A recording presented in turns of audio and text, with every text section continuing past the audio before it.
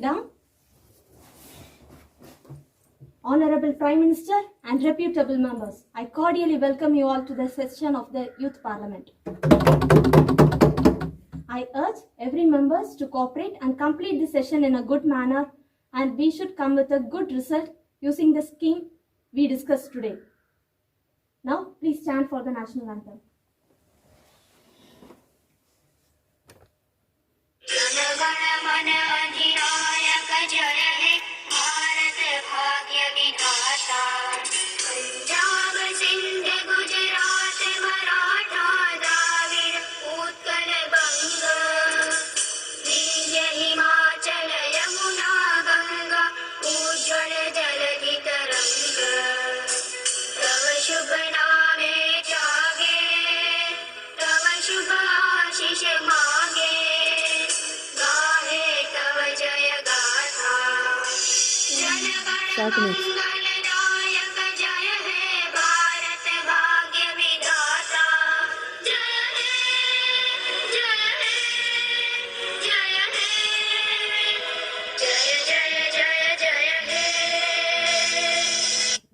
Please sit down. Today's agenda: the Minister of Social Justice and Empowerment will propose the legislation named Golden Ages Scheme to protect the senior citizens. Ms. Priyaadarsini, please. Honorable Madam Speaker, respected Prime Minister Ji, the Cabinet Ministers and other members of the House, good morning. Honorable Madam Speaker, I rise to present to this House the idea of introducing an important scheme addressing the needs of the senior citizens in the country, the Golden Ages Scheme. The population of senior citizens above 60 in our country, as per the 2011 census, is 104 million, and as per reports of the United Nations Population Fund, it is expected to grow to 173 million by 2026. This shows that the senior citizens constitute to a major part in the society, but still many of them suffer in different ways. The data derived from the Government of India statistics shows that the suicide rate among the elderly is higher than the national rate. Diseases, poverty and loneliness are the main causes of suicides in the elderly. We are trying to address these issues in our plan Golden Ages Scheme. Our government has always tried to provide the best for senior citizens in all possible ways. We have implemented many schemes and welfare programs for the benefit of people aged above 60. And today, we are here to propose another important scheme for their welfare, the Golden Ages Scheme. In this scheme, we try to cover the most essential needs of the senior citizens.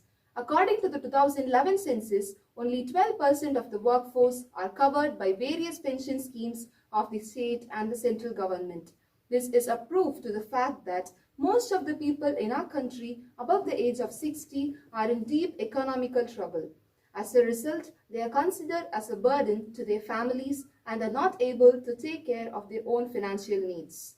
So the first thing in this scheme is to provide financial support to the non-pensioners by providing a sum of rupees 2,000 every month. We have also planned, pardon me Madam Speaker, as if the government possesses crores and crores of money in the khazana. We have also planned to implement a scheme of free emergency vehicles to help the elderly in any case of emergency. We already have in effect the helpline toll-free number 14567 in 6 states of the country, which will hereby be available throughout the country. People above the age of 60 can call this toll-free number in case of any distress or emergency. This will be a 24-hour service. I hereby expect all the members in the House to coordinate in passing the scheme for future endeavors. Thank you. Madam Speaker, this is completely impractical and I have queries on it. Ms. Shahrukh, please hold on. You will be given a chance to speak. These people are risky. Honorable Prime Minister, please. My heart overwhelms with pride on proceeding such a fruitful scheme for the senior citizens of our nation. It is so pathetic that we are losing most of our golden ages due to suicides owing to their low economic statuses. Rather suffering from age and diseases, the golden ages suffer due to the domestic abuses by their own family. Ms. Charu has said that she has some queries on this scheme I am very sure in the House, including Ms. Charu, will accept the fact that many senior citizens are abandoned from their houses, saying some silly reasons. And we can see many old age homes blooming throughout our country. We cannot deny the fact that this is because the golden ages cannot carry out their own expenses. So it is the need of the hour to protect the golden ages of our country. I pleadingly expect every members of the House, including the opposition members, to harmonize on passing the legislation. Thank you. Ms. Sharu, you can speak now. Thank you for your time. Honorable Prime Minister, this is not a place for sentiments. We are gathered here as the representatives of whole big nation, and spending a huge amount of money is not practical, and this scheme would be utter lunacy. This is an unparliamentary statement. How can you call a government scheme lunacy? Ms. Uma, please calm down. What's wrong with my comrade's words? What she said is absolutely true. See, providing huge financial support for all older generation is not an easy thing and not practical. You have to remember that our nation is already in debts. Respected opposition leader, please don't oppose this scheme just because you are from opposition party. Please think as a commoner. Hey, this seems like our Prime Minister is making plans for her future. Ms. Pradisha, you must give the Honorable Prime Minister the respect she deserves. If you have any queries, please say it in the mic. Your protocols and rules. This shows how partial our speaker is. Where goes your words when my comrade was disrespected as unparliamentary? I am a democratic person. It is my responsibility to maintain the decorum in this house. Oh, is it your responsibility to just maintain the decorum when the ruling party is being disrespected? And then how about us? And what is wrong with our leader said? Didn't you listen her words? Actually, the nation is in great debts, man. And now you are spending for the senior citizens. And what about the youngsters? Why are you uncaring those people? Miss Jisma, there is nothing to get offended out of my words. Respected Madam Speaker, where goes your word when my comrade was called as unparliamentary? And did you notice what our Honorable Prime Minister said? She said that this scheme is the need of an hour. Need of an hour? What's that? You have already travel discount, health insurance, and you are to introduce a toll-free number with 24/7 service. What do you think they want more? What these senior citizens want more? This scheme also provides employment opportunities for the younger generation. So don't mention that we are uncaring the younger generation. We do care about the youngsters, and there is nothing wrong to mention the scheme for senior citizen as the need of the hour. It is, and please think us a commoner. Honorable Prime Minister, let me talk as a commoner. Aging is not a medical illness. Aging never ends until death. You all accept the fact, right?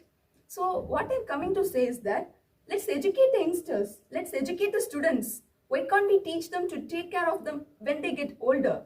So sticking on to the older generations after generation, it's really, it's futile thing. So we can educate the people. We can educate the youngsters. That will do better. This is my point. I go with what the opposition leader said, and I respect the decision. It is right that we have to educate the younger generation about old age and how far they should protect them. But on the other hand, we should think that we have the responsibility to protect the senior citizens also. Again and again I am mentioning, please think about our families. We see the senior citizens everywhere we go and everywhere we see them. It is not so good to leave them suffer when they are feeble. So let them be happy in their ripened age. Do you have any more queries? Do you? Madam Speaker, I go with the Prime Minister's opinion. And I also think that it is the need of the hour, since I have encountered people in my constituency. The old people are the ones who suffer more due to the economic conditions of the family. And I completely agree with this scheme. Though my comrade says yes, I don't think it will work out, and it is a no from me. So, as there is some opposition, it is necessary to go with majority voting. It's time for voting. So, members who agree to pass the bill can vote by raising their hands. Okay? As the majority of the House has agreed, the bill is passed.